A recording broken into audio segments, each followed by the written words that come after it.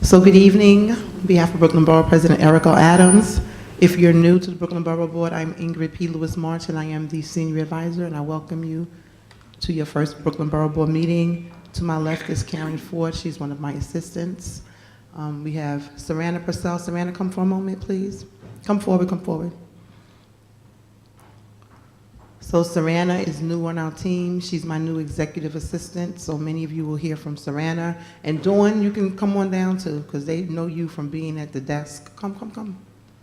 And Dawn Baskerville, she's been with our team for quite some time, and so you all know Dawn. We have some guests with us this evening from the Prospect Park Alliance, correct? Or from? We have multiple guests. The Prospect Park Alliance. Hi. United Way of New York City. Women's Center. Right, so we'll introduce each of them. Tonight, there's a very strong possibility that we will not have quorum, so I have to let the voting group know. Our office suffered a tremendous loss, just as the City of New York and the Borough of Brooklyn did. Lou Fiddler passed away on Sunday, if I remember correctly, on Sunday. And it's very hard for a number of offices because he was a council member for many years. I believe he did 3 terms as a council member. And he is, or was, a district leader. I don't know how many years has he been a district leader.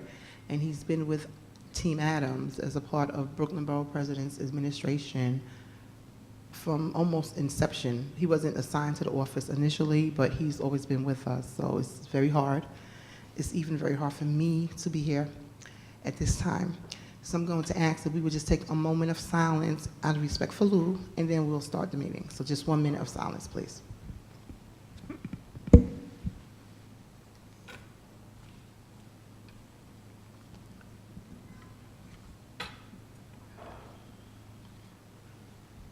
Okay, I thank you. Since it's unlikely that we will have quorum, but we don't know, we may be fortunate, we'll start with the second agenda item. So the second agenda item is a joint presentation by the Women's Center for Education in the United Way of New York City. Representatives of the United Way and the Women's Center for Education are here tonight and will be available to take questions, if necessary, from the board. We welcome Marble Reagan. Did I say your name properly? Marble Reagan, Executive Director of the Women's Center for Education and Career Advancement in New York City, and Anna Starshinina, all right, Associate Vice President, Impact Strategy and Evaluation, United Way of New York City. Please come to the podium and state your name and title for the record. You don't have to stay behind the podium if you don't want to. The mics move and you can be comfortable, but you have to stay in the front so people can see you. Okay. You're perfect. It's the podium. Yeah. Hi, everyone. My name is Anna Starshinina from the United Way of New York City, and I'm Marble Regan, Executive Director of the Women's Center for Education and Career Advancement. the materials we have to share with you today are about the self-sufficiency standard, which is detailed in this packet that you received at the front. If you didn't get a copy, there are some at the front desk. The self-sufficiency standard is something that we have been developing in collaboration with the Women's Center and other funders, including City Harvest and the New York Community Trust, since 2000, and this is our 5th edition. And it is a measure of how much income a family needs to make in New York City in order to make ends meet. And this measure is segregated by different family types and areas wherein residents reside. And so what we'd like to do today is to walk through some of the findings from our most recent research report that investigates the self-sufficiency standard in New York City, and also talk a little bit about the recommendations that we've been able to create by engaging a number of policy and advocacy experts across New York City, and sort of give you some ideas about how to use this research day to day. I'm gonna try to use this clicker. All right, it works. So the self-sufficiency standard, like I said, is a measure of income needs that families have in order to make ends meet. And unlike the federal poverty guidelines, which take into account sort of the cost of food and then multiply it by a certain number, the self-sufficiency standard takes into account all of the kind of cost items, including housing, healthcare, food, childcare, transportation, taxes, and other miscellaneous costs that families face. And it's calculated for different family types. So to say, for example, if you're a family of 2 with 1 teenager and 1 infant, your costs would be very different than if you're a single mother with a school-age child, and taking a look at those different family types and what their costs of living are in New York. So like I said, it takes a look at the different items, and as a result, instead of sort of saying that a family of 2 needs to make a certain amount and that amount is the same across the city, by looking at that cost of living in this granular way, we're able to see how that differs across the different borough areas. And so for Brooklyn, we've actually been able to split it up for the first time since we've done it in the past 5 iterations.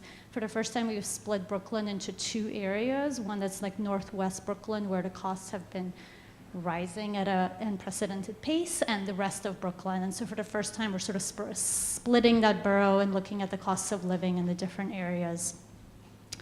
The research report that I'm talking about here is really captured within 6 different briefs, and there is a link that is printed here where you can access all of this research material that goes into real great depth about all of the different cost items and how they differ for families and different racial and ethnic backgrounds, people with children, people who are foreign-born, et cetera, and explores occupations that actually create jobs that give people a wage, a livable wage that covers those basic needs. So I encourage you to take a look at the site and look through the reports as you're kind of getting more interested in the content and want to actually use it for yourself or for the work you do. Just to highlight some of the key findings, I'm not going to talk about this in great detail. You have the presentation in front of you, and the reports are there for you to peruse.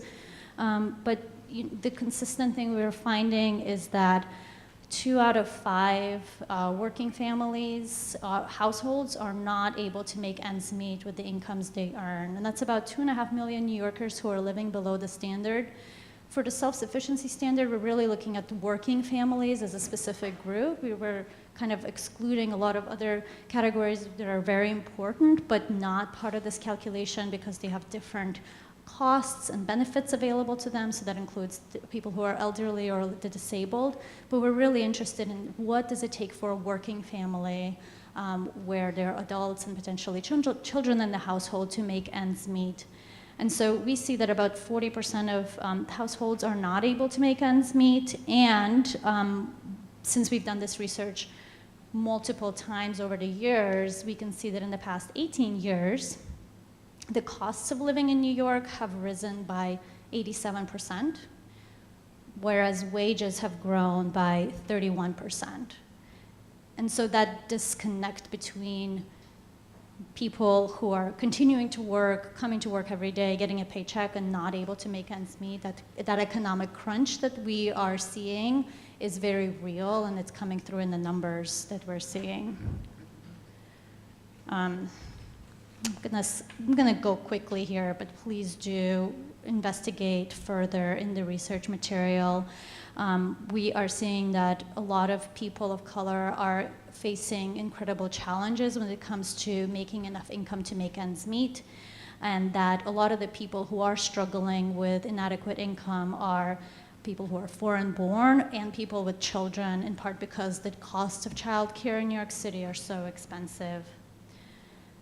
One of the other things that I just want to highlight on page 7 is that the benefits of education are noticeable, but they're not equitably distributed. And so people of color must continually have more and more education in order to make an income that actually covers the costs of living.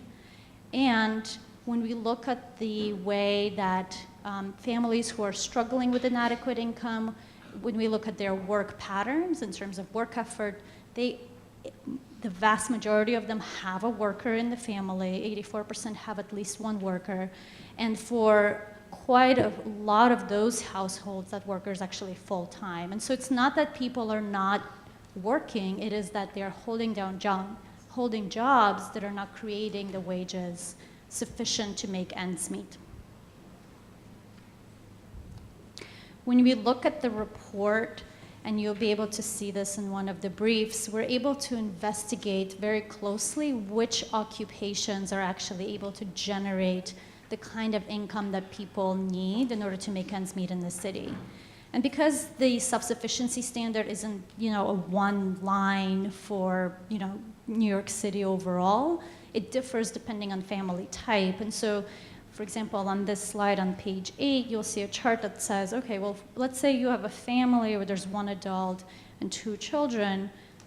Which occupations are actually able to create an income that this family can sustain and that, can cover the basic needs of the housing, the childcare, the transportation, healthcare, et cetera. And we see that out of the 10 most common occupations, it's only 2 that will actually cover this family's cost of living. And so by looking at the occupations in this way, we can really see where the biggest struggles are and people who really need the most supports can be. Borough by borough, we can see the cost of living varies by location, and the percentage of people who are struggling with inadequate income also varies by location. One thing that we've been looking at with this report very closely is how does a $15 minimum wage affect the families in terms of being able to make ends meet. And what we've seen is that for the vast majority of families, a $15 an hour minimum wage will not cover their family's costs of living when you take into account all of the different expense categories. And I'm not talking about, restaurants or vacations or any kind of the extras that some of us might be thinking about, but it's really just the basics.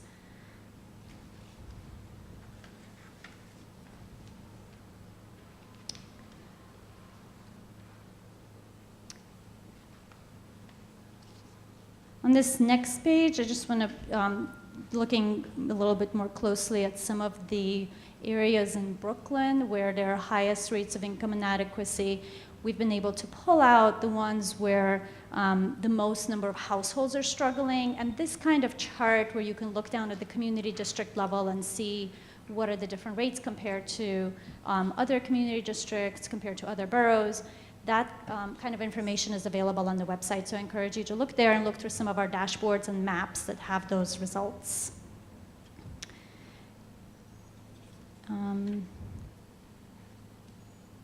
And then finally, there's a chart in here that shows you what a monthly budget breakdown looks like, depending on the borough you live, for a specific family type. In this case, it's 2 adults and 2 school-age children.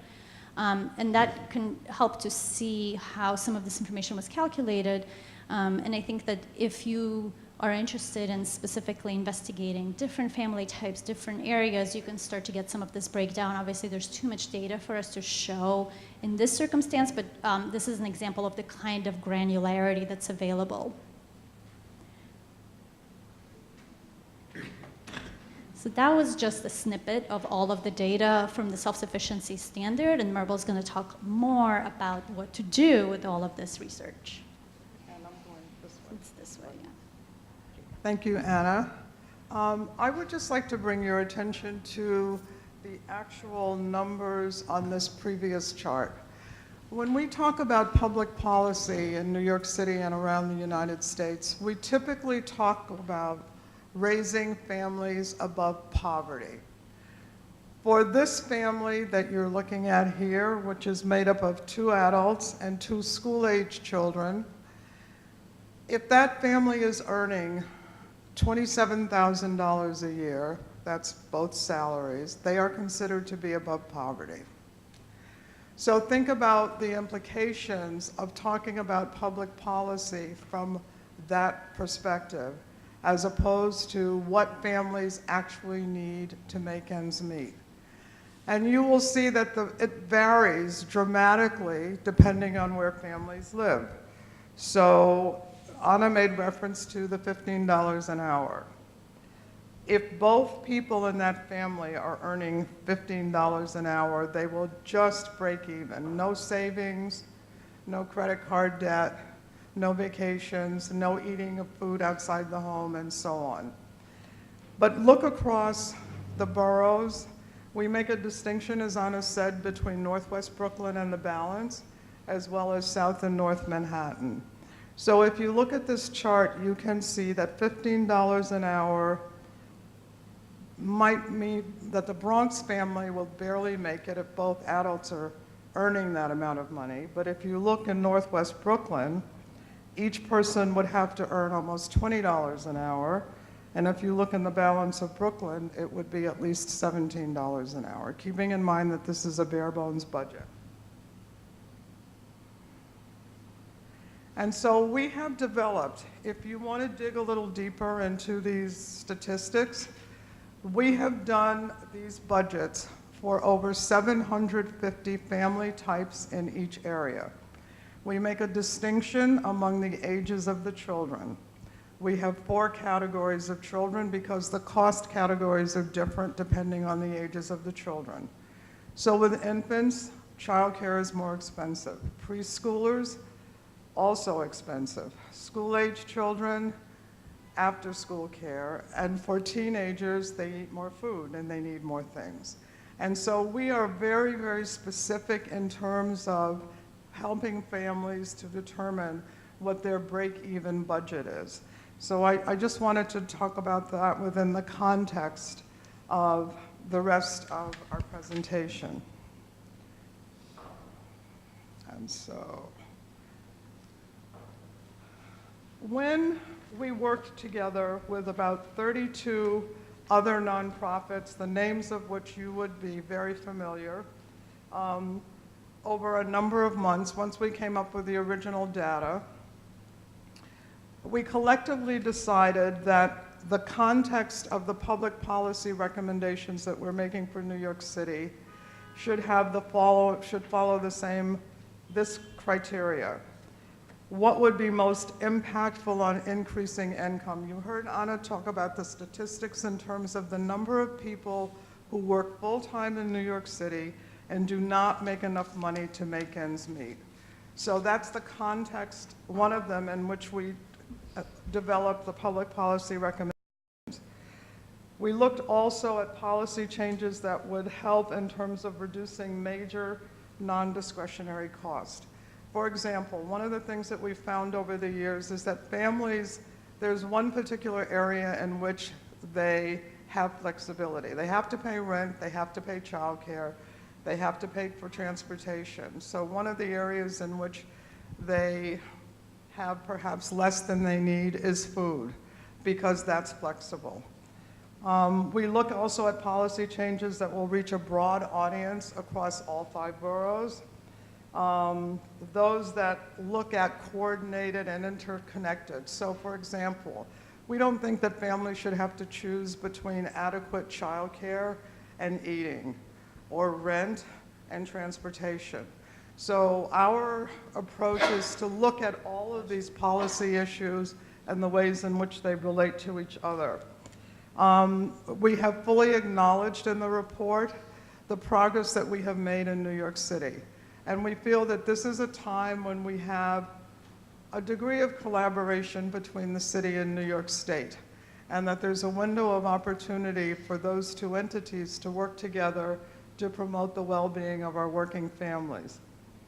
And so I urge you,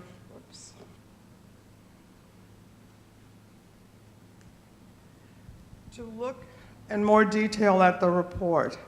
These are the areas in which we have made policy recommendations: earnings and working conditions, benefits and supports, childcare, food, housing, and health care. And we have suggested a number of action steps in the report. We're looking at a variety of ways in which we can help families who are literally not earning enough money to make ends meet. There are only two ways to help them. That is to increase their income or reduce their cost. One of the ways of reducing their cost is to take a look at eligibility criteria for a variety of benefits. Those of you who work with the families in your neighborhoods and in your communities know that there comes a point when families are no longer eligible, for example, for SNAP. But the degree to which they have to earn more income in order to pay for the full cost of food means that there's a benefits gap. So one of the things that we look at in terms of our policy recommendations is raising the eligibility from a multiple of poverty to a number that's closer to what families need to earn. So I'll give you one example that's happened over the last 3 years, and that is the Office of Indigent Legal Services in New York State has typically used poverty as the income level for families to be eligible for indigent legal services, criminal and family. We had been talking with them over a number of years, and they have agreed to raise that number to 250% of poverty, which makes a whole difference in terms of not only criminal representation, but also family law, which is the family courts and the public defender offices are the resources that families that we serve utilize. And raising the income level means that more people would have access to that kind of service. And so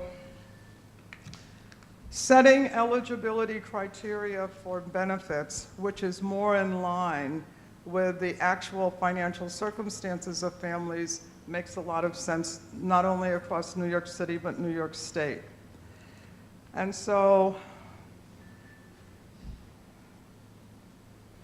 we have developed a series of action steps that talk about how to use the self-sufficiency standard. So I've mentioned some of them.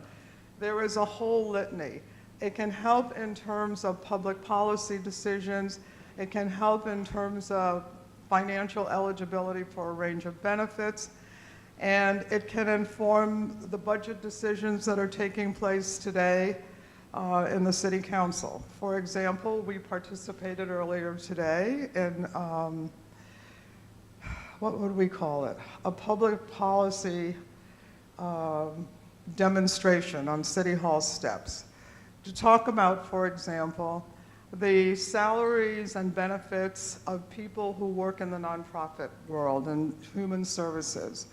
And also we talked about contracting policies that have an impact not only on client families, but the people who work in these institutions. I would encourage you to at least whip through all 6, 7 briefs of the self-sufficiency standard. There's a lot of information. And there are also some fun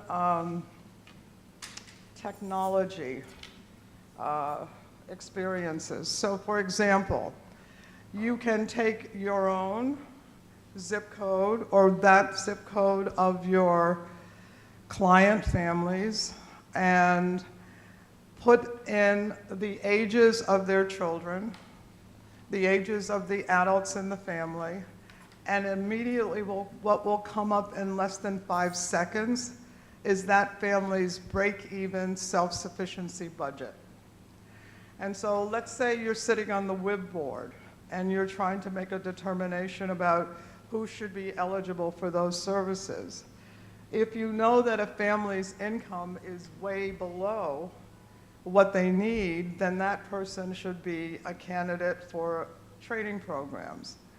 You can take a look, for example, at what industries are growing in this borough and citywide, and actually hone down into which of those industries pay wages that help families to live in an economically self-sufficient way. So they need no benefits, they need no help from anybody else. And maybe that's where you focus your energy. These reports are meant to inform public policy, but not just public policy.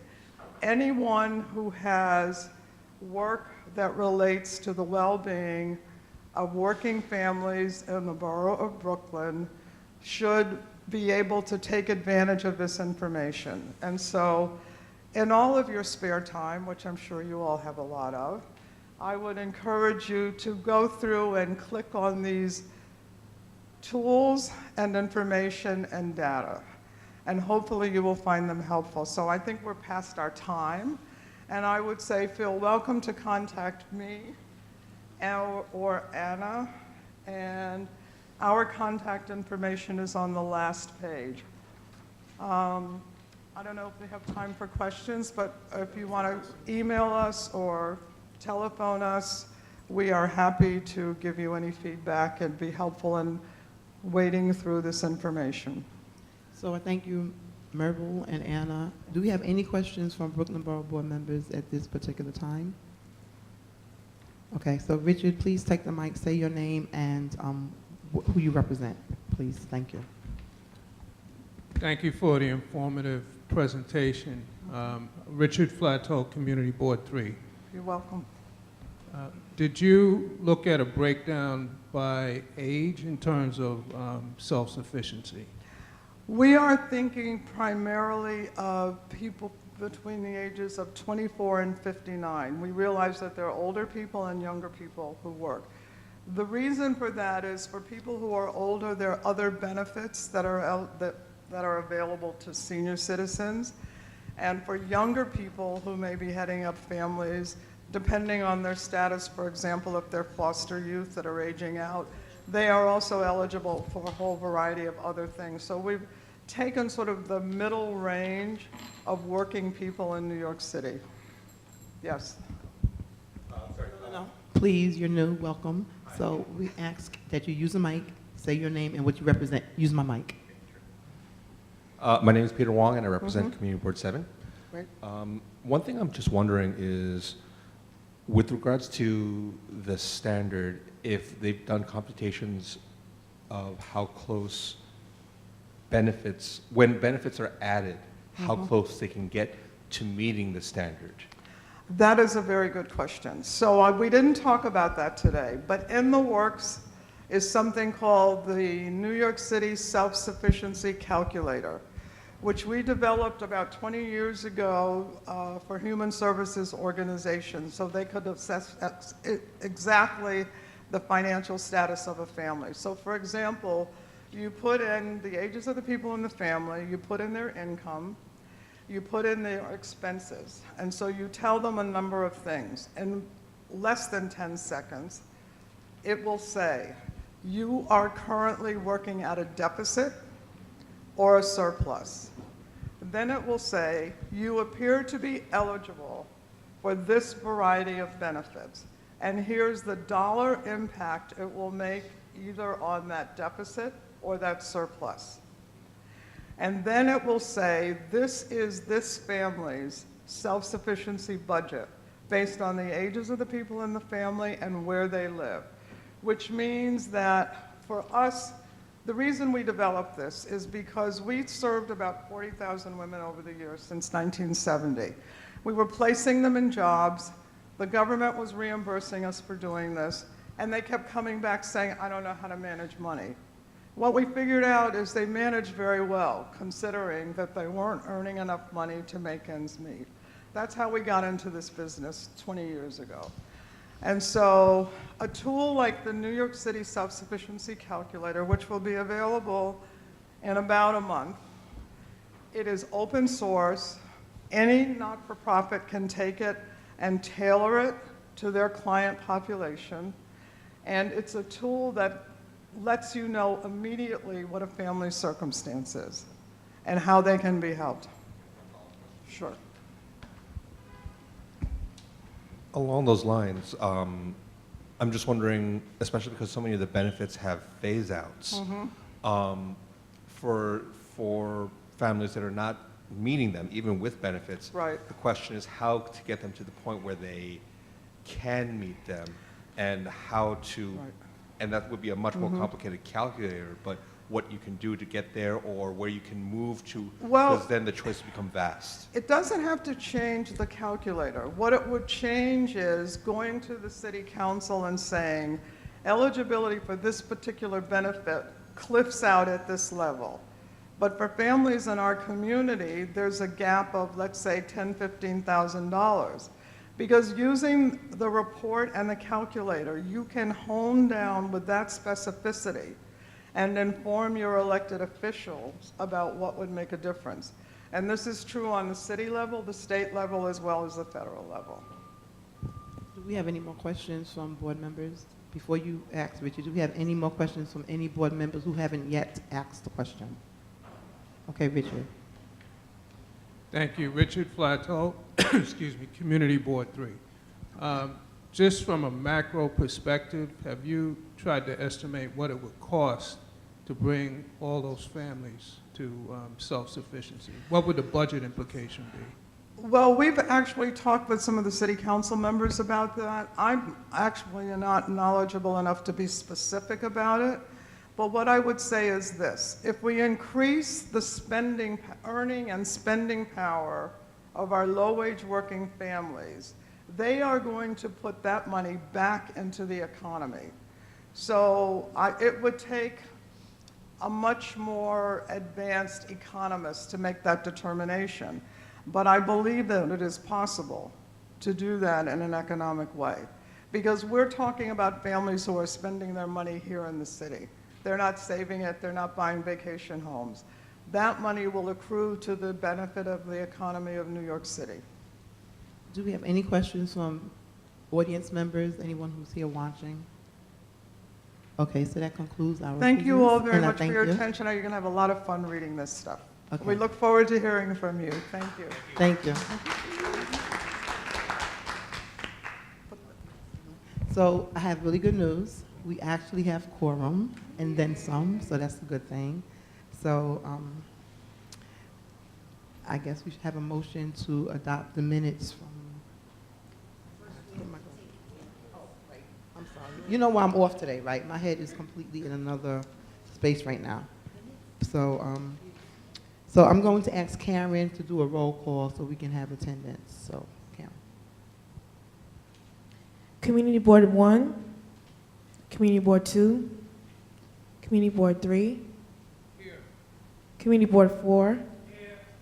Community Board 5, Community Board 6, Community Board 7, Community Board 8, Community Board 9, Community Board 10, Community Board 11, Community Board 12, Community Board 13, Community Board 14, Community Board 15, Community Board 16, Community Board 17, Community Board 18. Councilmember Barron, Councilmember Cornegie, Councilmember Cumbo, Councilmember Deutsch, Councilmember Espinal, Councilmember Eugene, Councilmember Brannon, Councilmember Yeager, Councilmember Lander, Councilmember Levin, Councilmember Mizell, Councilmember Ampry Sample, Councilmember Menchaca, Councilmember Reynoso, Councilmember Traeger, and Borough President. So thank you. So copies of the minutes were sent to all of the offices of the council members and to the community boards. So unless someone has any changes or anything like that, I will ask for a motion to adopt the minutes and for a second. So can someone please state their name, who they represent or what they represent, and make the motion. Kim Robinson, Councilmember Samuel's office, make the motion to accept.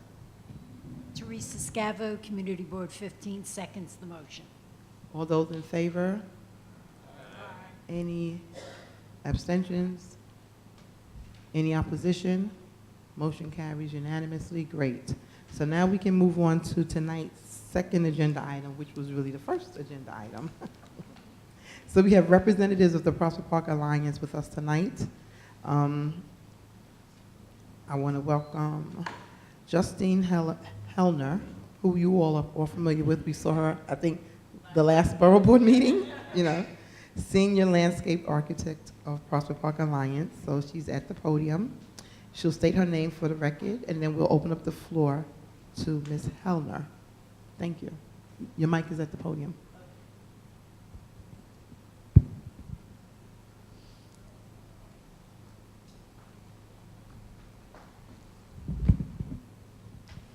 Hi, everyone. Thanks again for having us. Does this advance slides, this little guy? Okay. So last month we were here bringing a bunch of projects to you, and this is kind of a follow-up to one of them. It's the landscape portion of the Grand Army Plaza project that we talked about last week. So what we're talking about this month, is restoring paving around Bailey Fountain and restoring some aspects of berms, which are the big mounds that go all the way around Grand Army Plaza. The budget is about $3 million, just under, and that's from Mayor Bill de Blasio. The goals are to repair badly deteriorating pavement areas around the fountain, replace the chain link fence with a lower, more decorative steel fence around the berms, remove invasive plants from the berms and trees that are in decline or dying, or doing a lot of tree work basically in the berms because they're quite overgrown and full of invasive plants, and adding flowering understory trees and evergreens to those berms. So here's our site, Grand Army Plaza, right at the top of Prospect Park.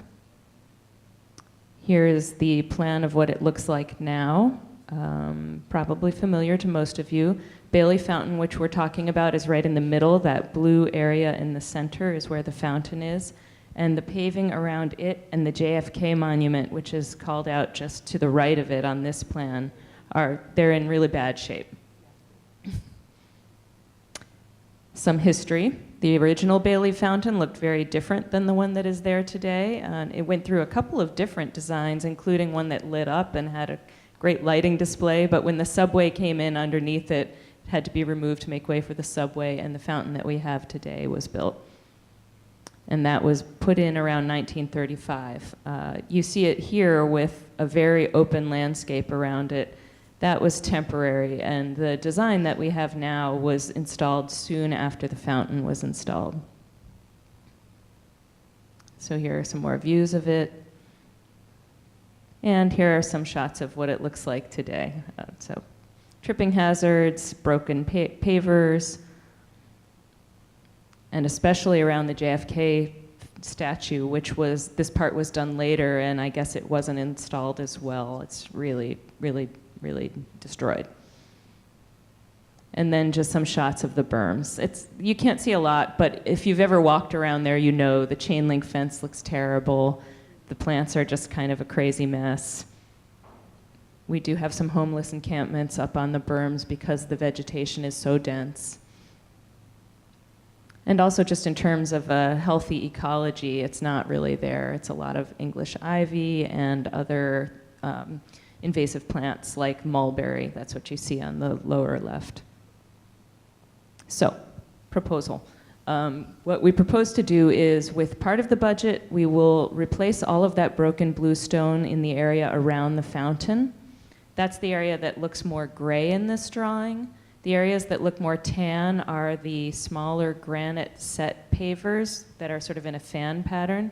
They're actually in really good shape, and so we're only proposing to regrout those and leave them where they are. Over here, we have steps that make it not accessible. And so we're looking at ways to make that accessible with a ramp if possible. It would be very nice looking, beautiful bluestone and granite set pavers. Right now what we end up having is a lot of people walking through the grass, or I think if you're in a wheelchair, you just can't get through. So we would like to make this entire pathway accessible from Vanderbilt all the way up to the arch. And then over here, we're widening the path a little bit and resetting that whole area with a stronger bluestone and the granite sets to match what's already in the other parts of the plaza. Here's a little view of what that might look like. This is looking towards the arch, so if we remove the steps and add a ramp, and around the fountain, around the JFK Memorial, it's just widening it a little bit and then making it a stronger paving. And then on the berms, which are these areas ringing the center part, it's really just replacing the chain link fence and doing quite a bit of tree and invasive removal work. So that is a view of what that would look like with the lower steel fence. These are our materials: bluestone, granite, steel fence. And these are some of our existing species. And then we'd be adding into it with a more colorful seasonal understory and more evergreens. And that's it. Questions? Sorry, this may be naive, but why is fencing needed at all? Like, why couldn't you have bollards or just leave it open? That's a good question. Do you need to identify yourself? Sorry. Peter Wong, CB7. Thanks. I think our thinking is that if there's no fence, people and dogs will walk all over it. And desire lines, which are where you see those worn paths on the ground, we're worried about that. We'd like to keep it as more of an ecological preserve if possible. Yeah. Kim Robinson, Councilmember Samuel's office. Do you have a time frame as to how long the project will take? Yeah, design will take a year. We're already into that year, so we expect to finish the design at the end of this year. And then procurement can take up to a year. Construction would be a year. So we're looking at finishing in about 2.5 years from now until completion of construction.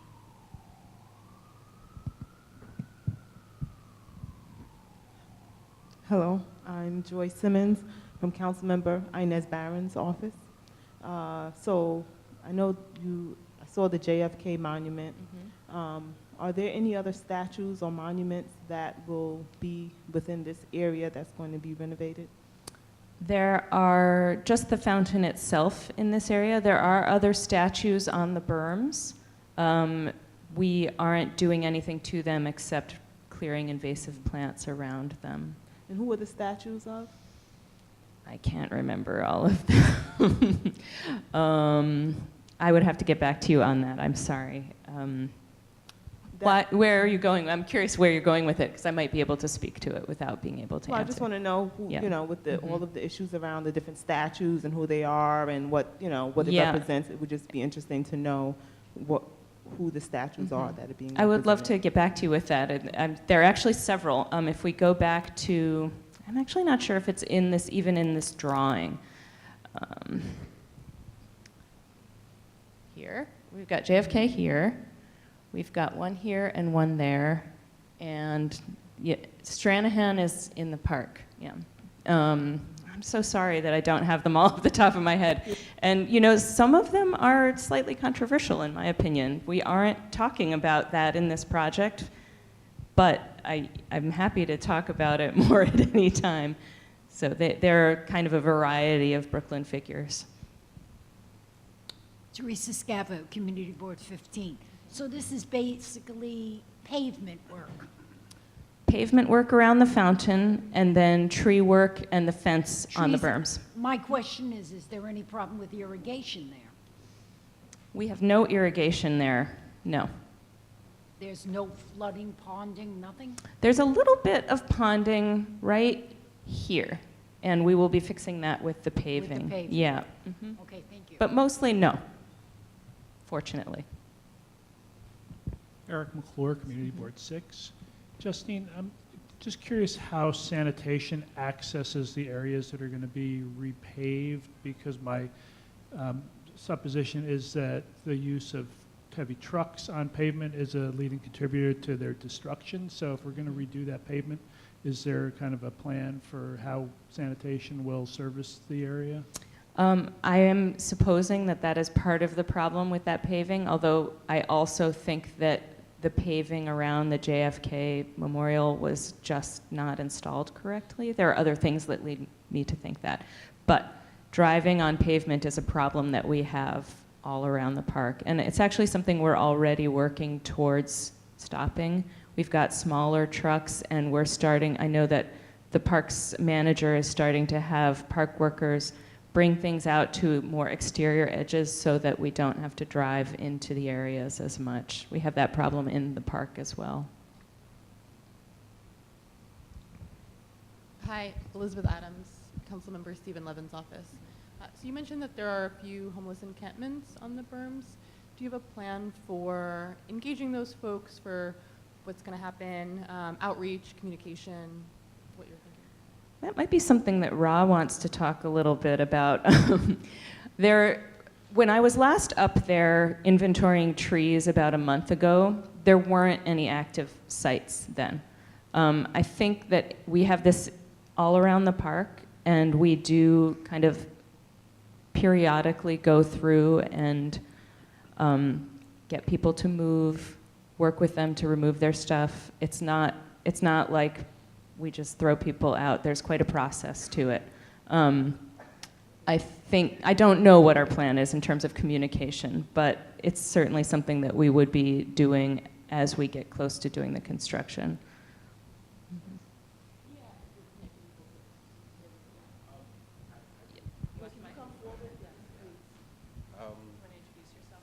Sure.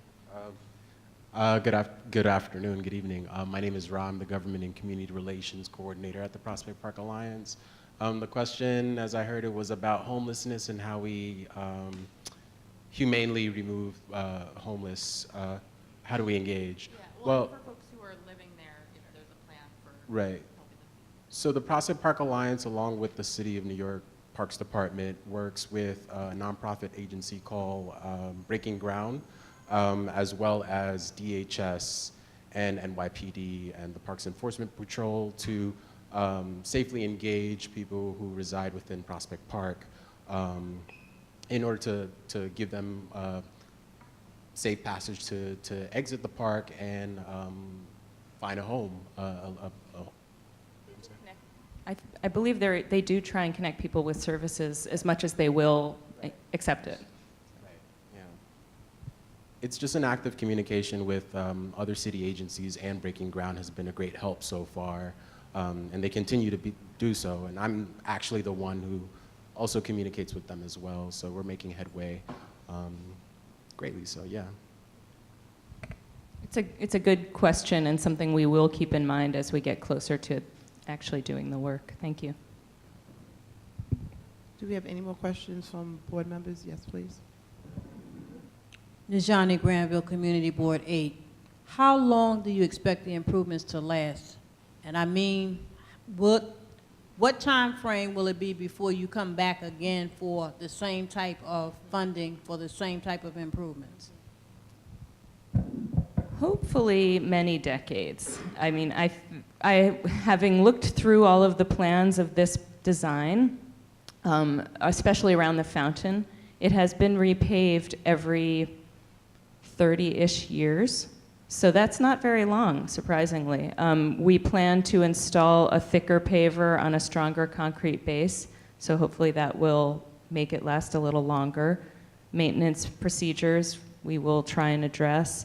The fences, we have fences that have been up for a very long time. Those steel fences really last. So that I expect would last for quite a long time.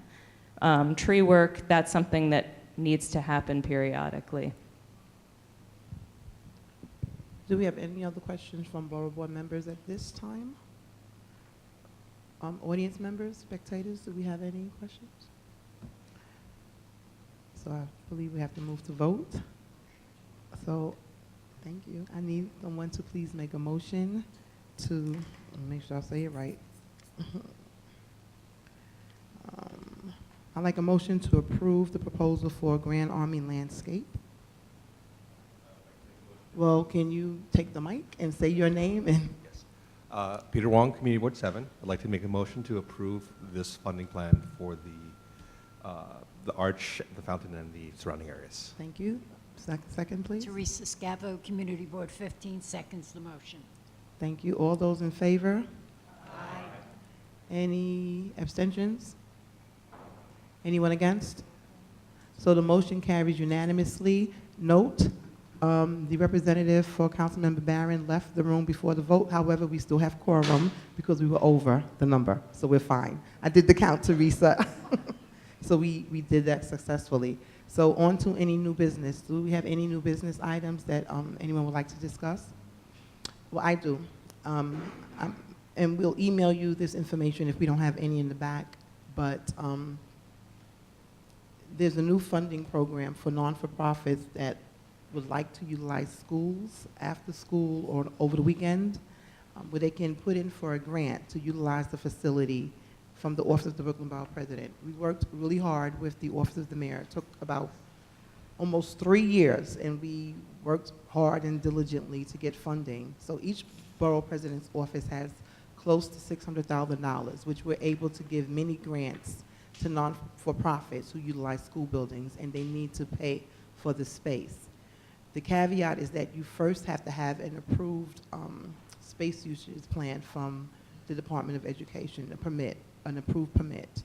Once you have an approved permit, you can submit to have it funded.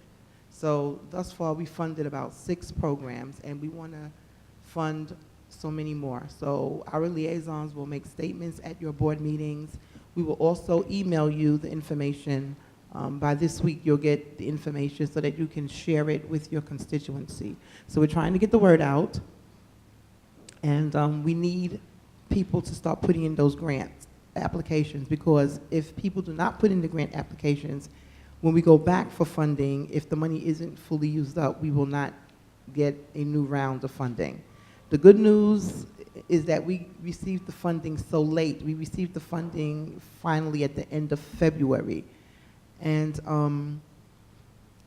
it didn't really give us enough time to promote it properly, and it didn't give all of the offices of the borough presidents enough time to really put a cohesive plan in place. The office of Brooklyn Borough President Eric Adams took the lead, and we worked really hard. We have a cohesive plan in place. We've been working with DOE, so we're pushing now to get it out into the community. So we will email you that information so you can make as many copies, and you can email it to people and other non-for-profits and let them know.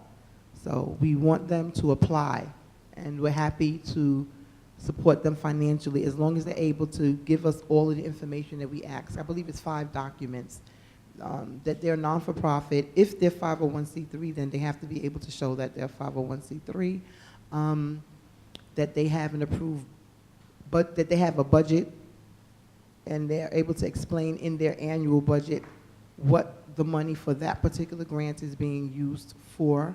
They have to send us a letter requesting the funding, which explains what the money is being used for, and one other thing, which I don't remember off the top of my head, but you will receive all of it. And once they're approved, if they're approved, after the program is over, they have, I believe, like 30 days in order to send us documentation that they actually did the program, some pictures or something, because we can't physically go to every program, but we do need some proof. Okay, Teresa, you have a question?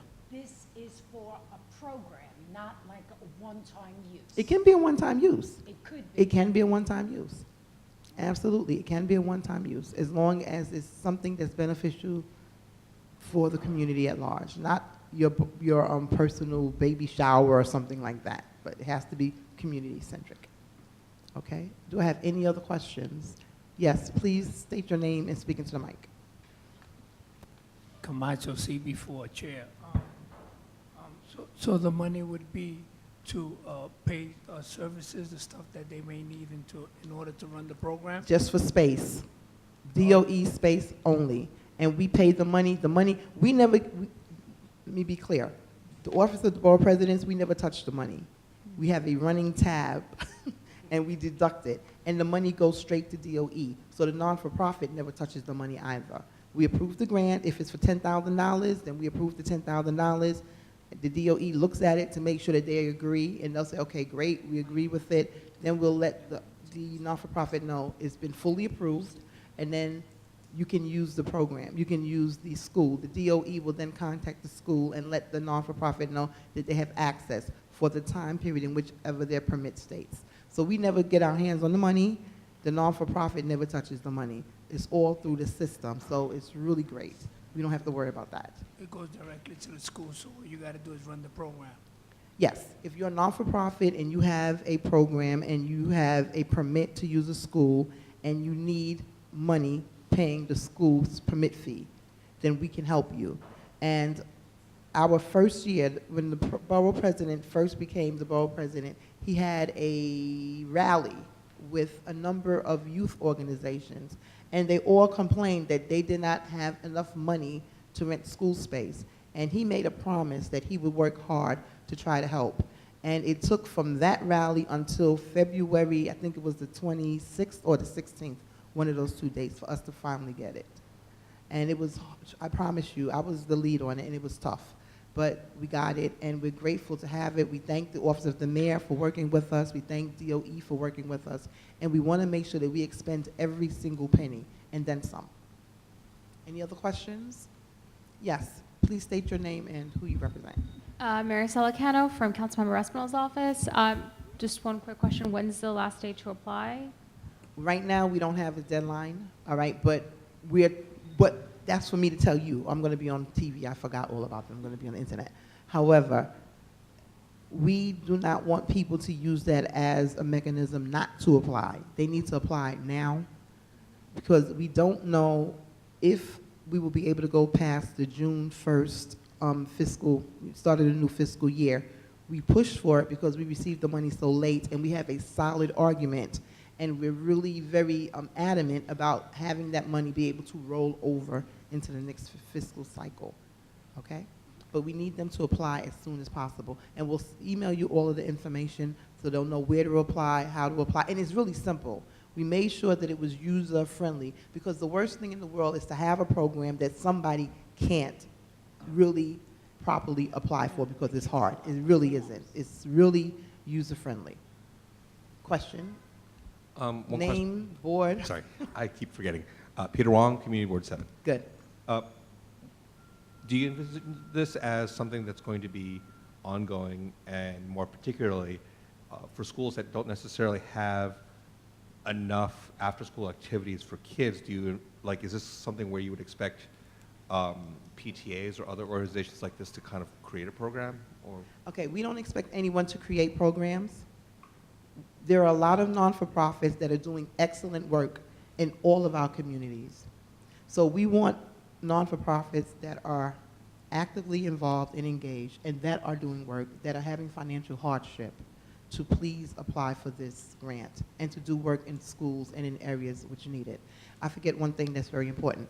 The non-for-profit cannot earn an annual income of more than $1.5 million, because it's really for non-for-profits that are struggling. If you have an annual budget of $5, $10 million, you don't need this. That's our mindset. But if you have a small budget, 1.5 million, and we really thought 2 million, but I believe it's 1.5, then you're really eligible. That's one of the criteria. Okay? Go ahead. One other question. Peter Wong, Community Board 7. Mm-hmm. Along these lines, and if it's for the purposes of the community, our community board has a nonprofit that just started or restarted, Friends of Community Board 7.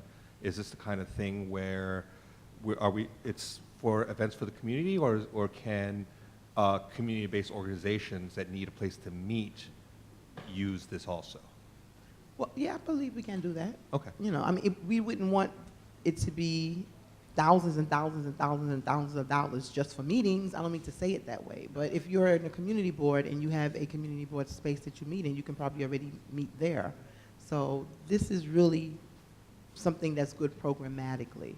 If you have programs for seniors, if you have programs for the youth, you know, if you have programs, if you're doing a GED program, it's really programmatic, you know, to allow groups that have programs and they need a space to operate the program from to meet, not just for meetings, okay?